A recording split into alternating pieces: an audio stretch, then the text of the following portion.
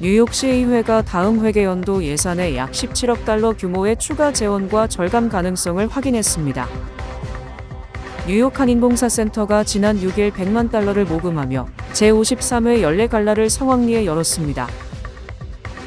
뉴욕주 정부와 민간 부문이 힘을 합쳐 뉴욕시 소기업을 위한 550만 달러 규모의 대출 프로그램을 마련했습니다.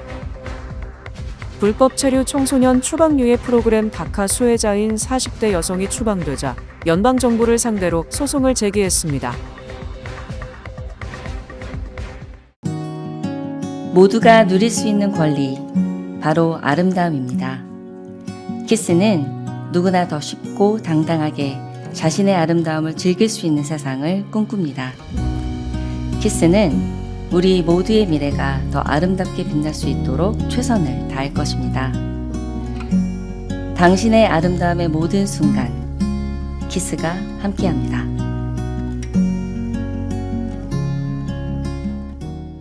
뉴욕시의회가 다음 회계연도 예산에 약 17억 달러 규모의 추가 재원과 절감 가능성을 확인했다고 밝혔으며 이를 통해 시 재정의 비상기금인 레이니데이 펀드를 사용하지 않고도 재정 균형을 유지할 수 있다는 입장입니다. 10일 줄리맨인 뉴욕시의장과 린다 이 시의회 재정위원장은 2026년 3월 뉴욕시 경제 및 세수 전망 보고서를 발표했습니다. 보고서에 따르면 뉴욕시는 부채 상환 비용 조정, 장기간 채워지지 않은 시정부 공석 감축, 은퇴자 건강보험 신탁기금 및 현금 보유 자산의 이자, 수익 반영 등을 통해 약 14억 달러 규모의 추가 재원을 확보할 수 있는 것으로 나타났습니다. 앞서 조란 맘다니 뉴욕시장은 지난달 발표한 2026에서 2027 회계연도 예비 행정예산안에서 10억 달러 규모의 레이니데이 펀드 사용을 제안한 바 있지만 이번 발표로 인해 이를 사용하지 않고도 재정 균형을 유지할 수 있게 됐습니다. 시의회는 또한 세수가 행정부 전망보다 더 늘어날 것으로 예상했습니다. 시의회 분석에 따르면 2026에서 2027 회계연도 동안 세수는 행정부 추정치보다 약 3억 8,600만 달러 더 증가할 전망입니다. 시의회는 11일부터 오는 25일까지 예산 감독 청문회를 진행한 뒤 내달 1일까지 다음 회계연도 예산안에 대한 공식 수정안을 발표할 예정입니다. 뉴욕 한인봉사센터가 지난 6일 100만 달러를 모금하며 제53회 연례갈라를 성황리에 열었습니다. 올해 갈라는 맨해튼 중심부 지그펠드 볼룸에서 투게더 애즈 원이라는 주제 아래 세대와 문화를 넘어 커뮤니티가 하나로 연결되는 의미를 되새기는 자리로 마련됐으며 어린이와 청소년, 한인 1세대 이민자 등 3세대가 함께 어우러지는 화합의 장이 펼쳐져 약 600여 명의 지역사회 구성원과 기업 후원자들이 참석해 자리를 빛냈습니다. 이날 행사장에는 존 리오 뉴욕주 상원의원과 그레이스 맥 연방 하원의원을 비롯해 그레이스 리, 에드워드 브런스틴주 하원의원, 도너번 리차드 퀸즈 보로장, 줄리 맨인, 린다 이, 줄리 원 등 주요 정치권 인사들이 대거 참석했습니다. 이날 KCS 갈라는 전석 매진됐으며 사상 처음으로 커뮤니티를 서포트하기 위한 기금으로 100만 달러를 모금하는 한인 사회의 저력을 보여주는 자리가 됐습니다. KCS는 앞으로도 지역사회와 함께 더 나은 미래를 만들어가기 위한 노력을 이어갈 계획이라고 밝혔습니다. 뉴욕주 정부와 민간 부문이 힘을 합쳐 뉴욕시 소기업을 위한 550만 달러 규모의 대출 프로그램을 마련했습니다. 지난 10일 소셜 저스티스 펀드와 아시안 아메리칸 재단, 르네상스 경제개발공사, 그리고 뉴욕주 정부는 새로운 대출 프로그램을 발표했습니다. 550만 달러 규모로 구성된 이 프로그램은 저금리 대출은 물론이고 무료 재무상담, 다국어 교육 서비스도 제공합니다. 뉴욕주 정부 엠파이어 스테이트 개발공사가 제공하는 스몰 비즈니스 크레딧 이니셔티브 자금으로 뉴욕시 전역에서 자본 접근성을 확대하는 것이 목표입니다. 이 프로그램을 통해 소기업 업주들은 최대 10만 달러까지 8% 고정금리로 최대 5년 기한으로 대출을 받을 수 있습니다. 이를 통해 현금 흐름을 관리하고 장비 구매, 매장 개선 등 사업 운영에 사용할 수 있습니다. 복잡한 대출 신청 절차와 높은 차입 비용, 언어 장벽 등의 문제를 해결하기 위한 것입니다. 소셜 저스티스 펀드의 초기 투자 100만 달러와 아시안 아메리칸 재단의 50만 달러 투자로 시작된 이 기금은 주정부를 통해 추가로 400만 달러 규모의 대출 자본을 확보했습니다. 불법 체류 청소년 추방 유예 프로그램 다카 수혜자인 40대 여성이 추방되자 연방정부를 상대로 소송을 제기했습니다. 소장에 따르면 세크라멘토에 거주하던 올해 42살 마리아 데 헤수스 에스트라다 후아레스는 지난달 18일 영주권 인터뷰를 위해 이민 당국 사무실을 방문했다가 체포됐고 다음 날 멕시코로 추방됐습니다. 에스트라다 후아레스는 오바마 행정부 시절 도입된 다카 신분을 오는 4월까지 유지하고 있었으며 갱신 신청까지 마친 상태였던 것으로 알려졌습니다. 그렇지만 연방국토안보부는 에스트라다 후아레스가 지난 1998년 이미 추방 명령을 받았으며 이후 미국에 불법 재입국한 전력이 있어 기존 추방 명령을 집행한 것이라고 밝혔습니다. 하지만 에스트라다 후아레스의 변호인단은 그녀가 합법적으로 이민 절차에 출석했음에도 적법한 추방 명령 통보나 이민 판사 앞에서 소명할 기회 없이 추방됐다며 이는 명백한 절차 위반이라고 주장했습니다. 또 소송에서는 실제로 그녀에게 발부된 추방 명령이 존재하는지도 불분명하다고 지적했습니다. 에스트라다 후아레스는 15살 때 미국에 입국해 27년 동안 미국에서 생활해 왔습니다. 그녀는 미 시민권자인 22살 딸을 통해 영주권을 신청한 상태였습니다. 변호인단은 현재 계류 중인 소송 기간 동안 에스트라다 후아레스를 미국으로 즉시 돌아올 수 있도록 조치해달라고 법원에 긴급 요청했습니다. 11일 새벽 브루클린의 대형 창고에서 화재가 발생해 뉴욕시 소방국이 최고 수준의 화재 대응에 나섰습니다. 뉴욕시 소방국에 따르면 화재는 11일 자정이 조금 지난 시각 브루클린 선셋파크 1 애비뉴 인근 53가에 위치한 공장형 건물에서 발생했으며 소방대원들이 도착했을 때는 이미 인접한 다른 2개의 건물로 불길이 번진 상태였습니다. 이에 당국은 화재 대응 단계를 현장에 가용한 모든 부대의 출동을 요청하는 최고 단계인 5경보까지 신속히 격상했습니다. 이번 화재로 인해 소방관 2명이 연기를 흡입하는 등 경미한 부상을 입었으며 화재가 발생한 건물들은 극심한 피해를 입어 완전히 소실된 것으로 확인됐습니다. 화재 진압을 위해 250명 이상의 응급구조 인력이 투입되었으며 소방대원들은 진압 과정에서 분당 약 15,000갤런의 물을 쏟아부으며 사투를 벌였습니다. 현재 큰 불길은 잡혔으나 현장 주변에는 여전히 연기가 남아있어 당국은 인근 지역 주민들에게 안전을 위해 창문을 모두 닫고 생활할 것을 권고했습니다. 수천 명의 뉴욕 시민들이 시에서 발행한 공식 쓰레기통을 받지 못한 채 6월 벌금 부과 시한을 맞이하게 돼 우려가 커지고 있습니다. 뉴욕시 청소국의 공급망 차질로 인해 쓰레기통 배송이 지연되며 4천에서 5천 명의 뉴욕 시민이 주거용 공식 쓰레기통을 받지 못한 것으로 드러났습니다. 뉴욕시 청소국은 현재 뉴욕시에 약 100만 개의 주거용 공식 쓰레기통이 배달됐고 미수령 상태인 시민들도 이달 말까지 쓰레기통을 받게 될 것이라고 밝혔습니다. 하지만 오는 6월부터 공식 쓰레기통을 사용하지 않는 주택 소유자에게 $50에서 최대 $200의 벌금이 부과될 계획이라 시민들의 불안은 가중되고 있습니다. 배송 지연에 대한 비판이 거세지자 일부 시의원들은 공급망 문제가 완전히 해결될 때까지 청소국이 벌금 부과를 보류해야 한다고 촉구했습니다. 이에 뉴욕시 청소국은 유통난 해소를 위해 홈디포와 협력하는 한편 우버이츠나 인스타카트와 같은 플랫폼을 통해서도 주문이 가능하도록 유통망을 확장했다고 밝혔습니다. 약 $50의 비용이 드는 이 쓰레기통은 부가구 이하 주거용 건물에 의무적으로 적용되며 에릭 아담스 전 시장 재임 당시 도시 정화 및 쥐와의 전쟁을 위해 시작된 쓰레기 혁명의 핵심 요소입니다. 뉴저지주의 2026에서 2027 회계연도 행정예산안이 공개된 가운데 이번 예산안은 중산층 부담 완화와 아동보호, 에너지 지원 강화 등에 초점이 맞춰진 것으로 나타났습니다. 10일 미키 셰릴 뉴저지주지사는 $607억 규모의 2026에서 2027 회계연도 행정예산안을 발표했습니다. 먼저 뉴저지 주민들의 최대 관심사인 재산세 감면에는 총 $42억 배정했습니다. 주택 소유자 및 세입자 지원 프로그램에는 $23억 할당됐고 스테이 뉴저지라 불리는 65세 이상 노인들을 위한 재산세 감면 프로그램에는 $7억, 시니어 장애인 주택 소유자를 위한 시니어 프리즈 프로그램에는 $3억 5천만 달러를 배정했습니다. 다만 스테이 뉴저지 프로그램의 수혜 소득 상한은 기존 연소득 $50만 이하에서 $25만 이하로 조정하고 최대 수혜액은 $4,000로 제한했습니다. 교육 분야에는 사상 최대 규모인 $124억 책정됐습니다. 유치원 보조금은 $14억 확대됐으며 튜터링 예산 $1,500만 와 21,000명 학생 무상 급식 지원, 뉴저지 패밀리 케어의 $72억 투입 등의 내용도 포함됐습니다.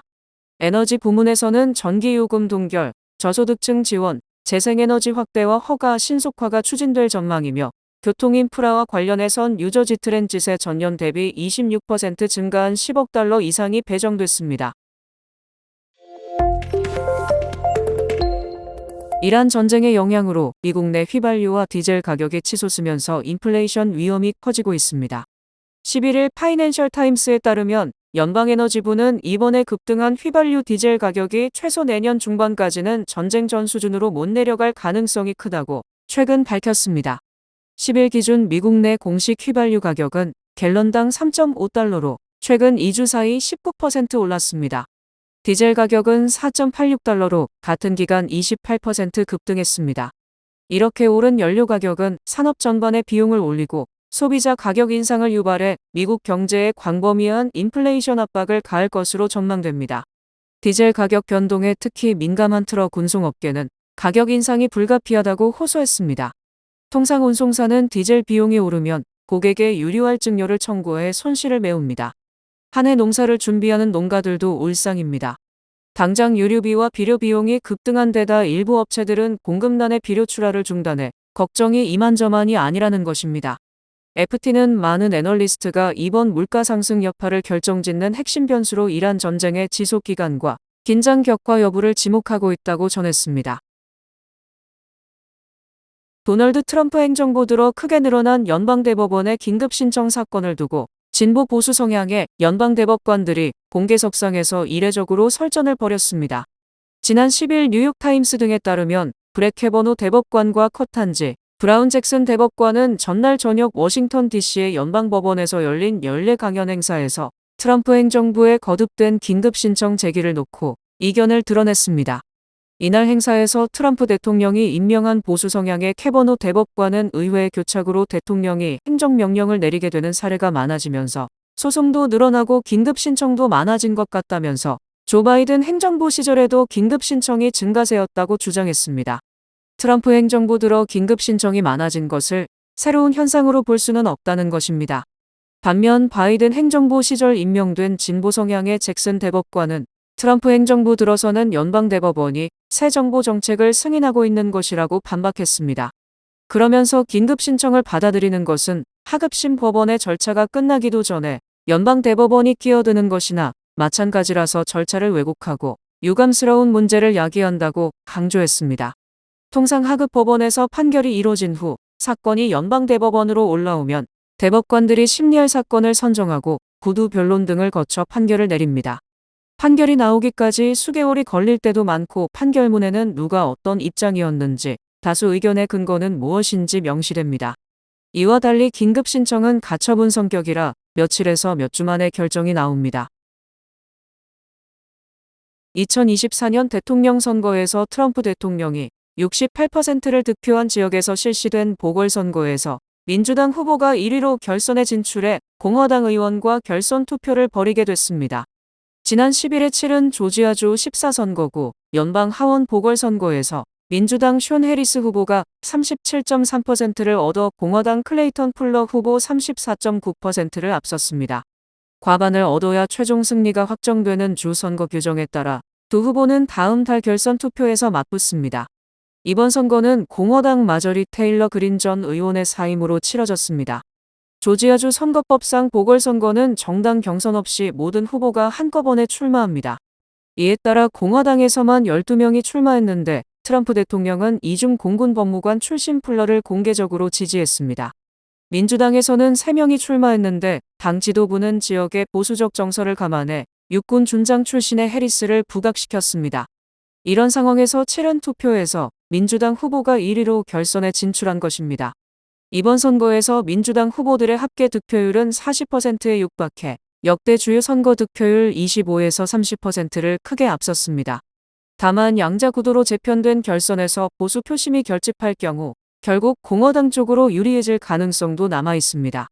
그럼에도 대선 때보다 현저히 떨어진 공화당 지지율 자체가 민심 이반을 반영하는 것이라는 분석도 있습니다. 지난달 미국의 기존 주택 거래가 소폭 증가한 것으로 나타났습니다.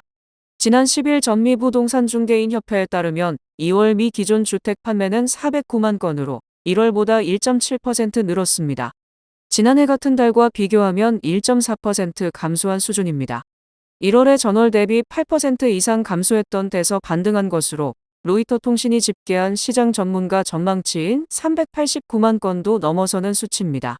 이는 작년 12월과 올해 1월에 체결된 계약을 반영한 것으로 주택담보대출 금리가 내려가면서 주택 구매 여건이 일부 개선된 영향으로 풀이됩니다. 미국의 30년 고정금리 주택담보대출 평균 금리는 작년 7월까지만 해도 6%대 중후반에서 움직이며 주택 구매자들에게 부담으로 작용해왔지만 최근 들어 하락세를 보이고 있습니다.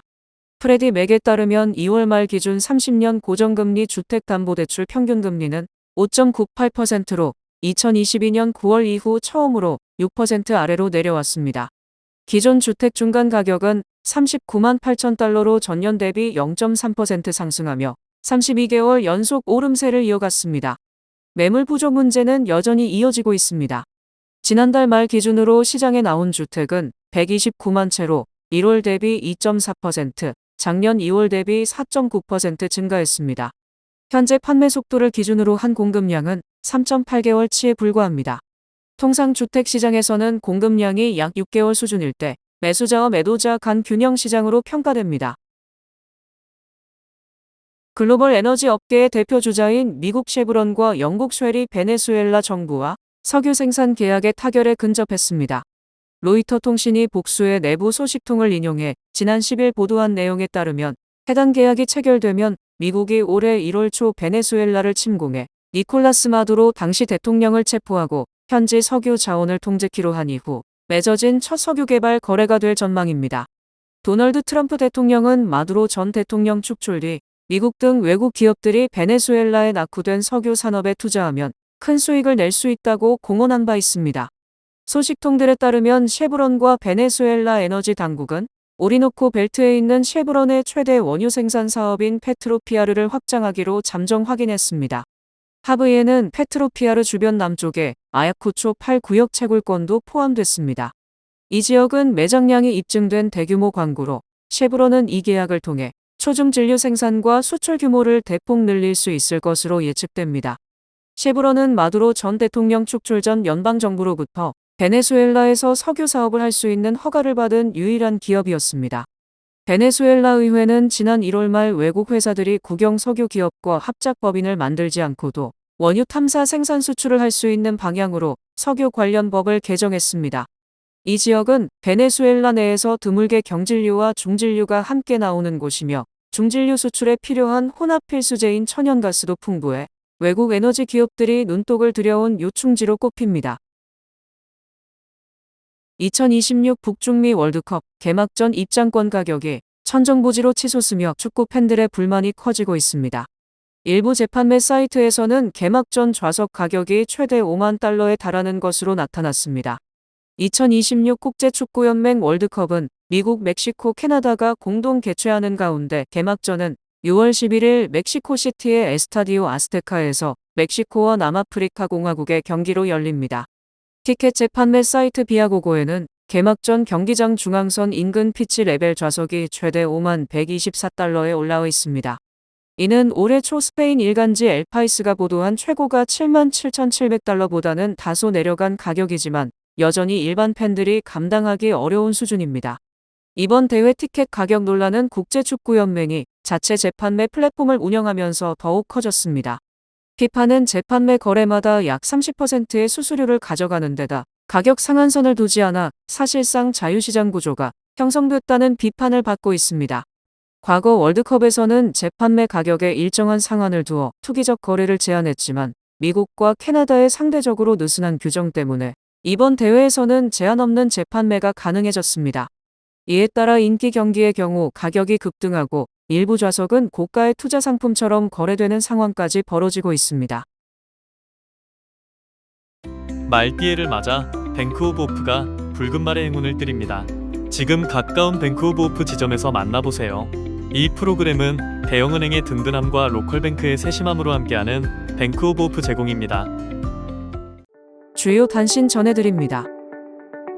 뉴저지주 하원 주택위원회가 세입자 보호와 렌트 시장 안정화를 목표로 렌트 책정 알고리즘을 규제하는 법안과 부당한 렌트 인상의 기준을 명확히 하는 법안을 통과시켰습니다. 3월 10일 오전 10시 17분 뉴욕 슬리피 할로우 인근에서 규모 2.3의 지진이 발생했지만 현재까지 큰 피해는 보고되지 않았습니다.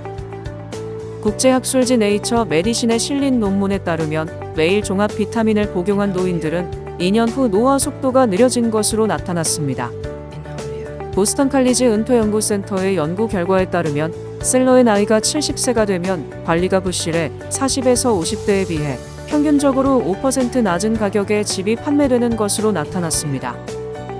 영국의 여성 리더십 연구소가 진행한 설문조사에 따르면 Z세대 남성들의 아내는 남편에게 순종적이어야 하며 좋은 직장을 가져야 한다고 생각해 과거 세대보다 더 보수적인 인식을 가진 것으로 나타났습니다. 서경덕 교수는 중국 안양시의 중국문자박물관이 한글을 중국 소수민족의 문자로 소개하고 한글 창제연도를 왜곡하여 전시하고 있다고 비판하며 정부 차원의 강력한 대응을 촉구했습니다. 트럼프 대통령은 여자 아시안컵 축구대회에서 국가 재창을 거부한 이란 여자 축구팀 선수 6명이 고국에서 살해 위협을 당할 수 있다며 호주의 선수들의 망명을 요청했고 호주는 이를 허용했습니다. 조지프 스티글리츠 컬럼비아대 교수는 경제 전문지 포춘과의 인터뷰에서 현재 미국 경제는 AI 투자, 즉 AI 거품에 의해 유지되고 있다며 지난해 경제 성장의 약 3분의 1이 AI에 기반한 것이라고 말했습니다.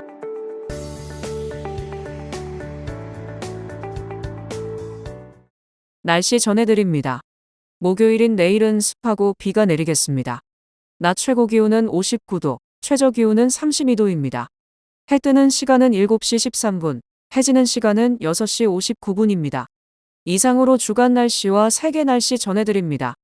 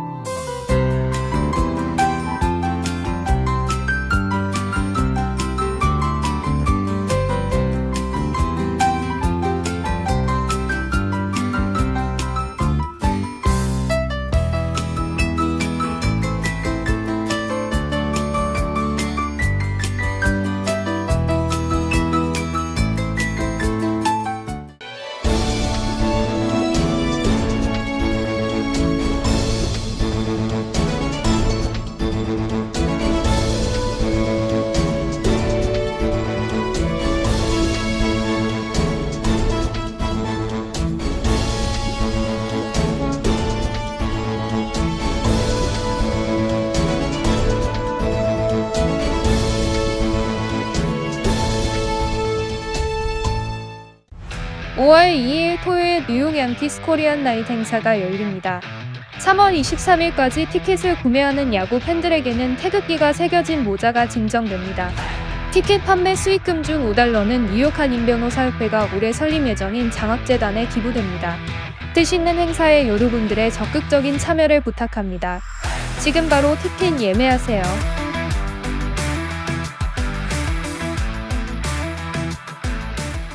이상으로 3월 11일 수요일 TKC 뉴스데스크 여기서 마치겠습니다. 시청해주신 여러분 고맙습니다.